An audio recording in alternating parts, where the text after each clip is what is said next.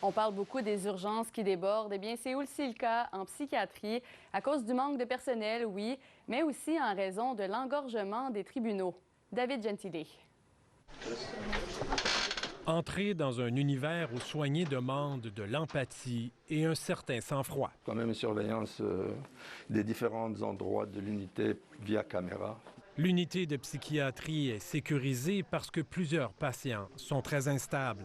Et on a aussi des patients qui sont en détention à l'hôpital parce qu'ils ont été référés de l'Institut Pinel, sont en attente de passer devant la commission d'examen des troubles mentaux.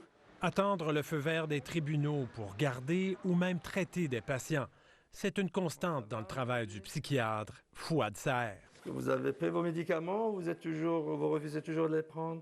Cette patiente refuse de prendre les médicaments. C'est la Cour qui va décider. Mais moi, je pense que vous avez besoin de prendre vos médicaments, madame. Non, merci. Ici, plusieurs patients sont hospitalisés sans qu'on ait le droit de leur administrer la médication, même si plusieurs sont en psychose et qu'ils ont donc perdu le contact avec la réalité. Il faut toujours quand même avoir une distance sécuritaire, être sur ses gardes. Fouad Serre se dirige vers la chambre d'un jeune qu'il veut garder plus longtemps. Le patient fait irruption dans le corridor. Il faudra 3 personnes pour maîtriser le jeune homme en détresse. Reçu des médicaments, plusieurs médicaments même, il reste toujours très agité. Il n'est pas encore stabilisé, il était en garde en établissement. Je viens de demander une prolongation de la garde. Les délais pour ce genre de demande sont passés de quelques semaines à plusieurs mois parce que les tribunaux sont engorgés. En raison de l'engorgement des palais de justice puis de la magistrature, c'est vrai que les ordonnances de traitement, depuis 3-4 ans, les délais ont beaucoup augmenté. Donc, ça crée des hospitalisations de 2, 3, 4 mois sans qu'on puisse traiter le patient. Vous êtes, comme vous le savez, vous êtes comme en détention à l'hôpital jusqu'à la décision du tribunal.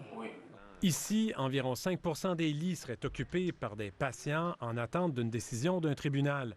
Un problème surtout que depuis le début de la pandémie, la demande augmente en psychiatrie. Là, 3-4 ans, on avait 7 à 8 consultes en psychiatrie à Laval quand on arrivait le matin. Là, maintenant, on est rendu à 15-16. De plus, il manque ici une douzaine de psychiatres. On devrait être 31 psychiatres. On roule maintenant à 18. Et le portrait est semblable dans la région voisine des Laurentides. Pourtant, le nombre de psychiatres a augmenté au Québec depuis 10 ans.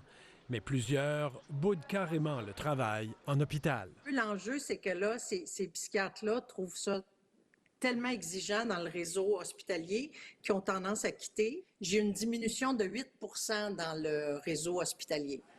À la Cité de la Santé de Laval, en plus, il faudrait doubler le nombre de lits. Un problème présent dans plusieurs autres régions qui ajoute à la pression en psychiatrie.